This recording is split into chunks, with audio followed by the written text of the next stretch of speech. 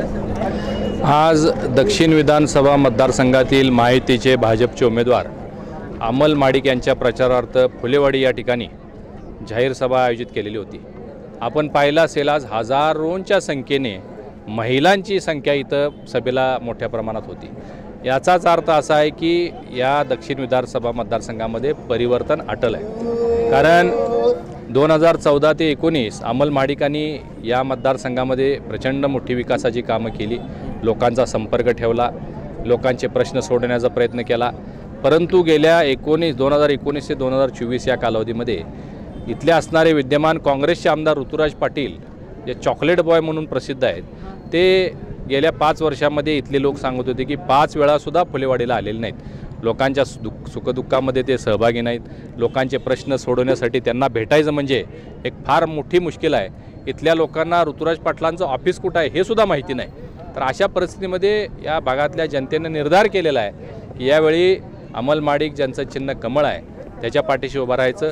कारण महायुतीच्या सरकारनं 2.5 वर्षामध्ये लोककल्याणकारी योजनांचा जो धडाका लावलेला आहे, विशेषतः मुख्यमंत्री लाडकी बहीण योजना ही एक गेम चेंजर योजना आहे। मुख्यमंत्री लाडका भाऊ, मुख्यमंत्री ऊर्जा जे आता 7.5 HP पर्यंतचे वीज बिल माफ करण्याची घोषणा मुख्यमंत्री महोदयांनी केलेली आहे।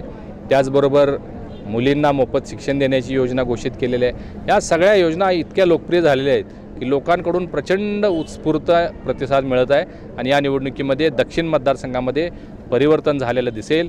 23 तारखेला राज्यामध्ये पुन्हा एकदा महायुतीचं सरकार स्थापन होईल। त्यामध्ये अमल माडिक हे आमदार म्हणून मुख्यमंत्री महोदयांच्यासाठी हात वरती करून उभे असतील याचा मला विश्वास आहे। काँग्रेसच्या जाहीरनाम्यामध्ये 3000 रुपये वाटणे त्यांनी जाहीरनाम्यामध्ये नमूद केलेला आहे, यावर आपण काय बोला? हे पहा, यातूनच काँग्रेसचा दुगलपणा लक्षात येतो। ज्यावेळी ही योजना घोषित झाली, प्रचंड विरोध केला, त्याला ताकदीनं विरोध केला, कोर्टामध्ये गेले, रस्त्यावरती उतरून आंदोलन केली आणि त्यांनी लोकांना हे सांगण्याचा प्रयत्न केला की अशी योजना होऊ शकत नाही, असे पैसे देता येणार नाहीत, ही सरकार खड्ड्यात घालवण्याची योजना आहे, सरकारची तिजोरी लुटण्याचा योजना आहे। अशा पद्धतीनं फक्त निवडणुकीपुरता हा जुमला आहे। परंतु ज्यावेळी प्रत्यक्षात 5 हप्ते 7,500 रुपये आमच्या भगिनींच्या खात्यावर पोचले, त्यावेळी महाविकास आघाडीच्या नेत्यांच्या पायाखालची वाळू सरकली आणि मग त्यांच्या लक्षात आलं की आता आपल्यालाही पर्याय नाही। आणि जे इतके दिवस या योजनेची टिंगलटवाळी करत होते ते आता सांगतायत की आम्ही 1500 नाही, आम्ही 3000 देऊ। आता अशी घोषणा करत असताना हे सरकार खड्ड्यात जाणार नाही का? मग हे पैशाची व्यवस्था तुम्ही कुठून करणार आहे? राज्य दिवाळखोरीत जाणार नाही का?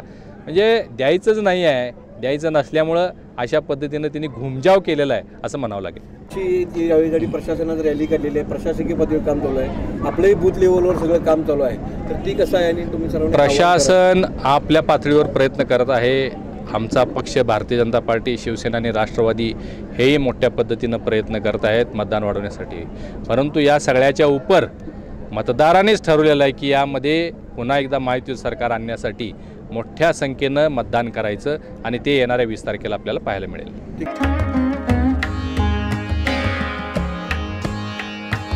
सणासुदीचा आनंद द्विगुणित करा वारणा उत्पादनांसोबत। वारणा श्रीखंड, तूप, दही, दूध, लस्सी, बटर, चीज आणखी बरंच काही। सणासुदीच्या काळात शुद्ध आणि सात्विक वारणा उत्पादने घरी आणा। वारणा, आनंद अस्सल चवीचा।